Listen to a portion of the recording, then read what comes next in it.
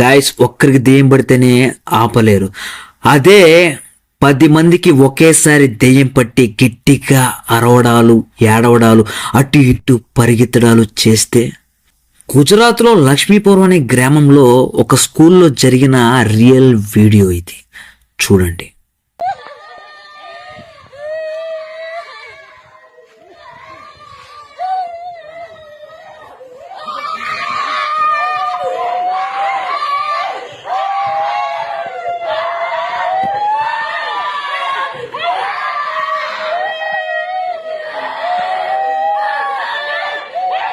నేనైతే దెయ్యం అనుకోవట్లేదు, ఎందుకంటే మన ఎమోషన్స్ అన్నింటినీ లోపల పెట్టుకుని ఒక్కసారిగా బయటికి తన్నేస్తే ఇలా చేయడం జరుగుతుంది. అలాగే అలా డిప్రెషన్లో ఉన్న వ్యక్తులు కొంతమంది పక్కన ఉండడం వల్ల ఒకరికొకరు ఇలా చేయడం జరిగిందని నా అభిప్రాయం మాత్రమే. మీ అభిప్రాయం ఎందుకు కింద కామెంట్ సెక్షన్లో కామెంట్ చేయండి.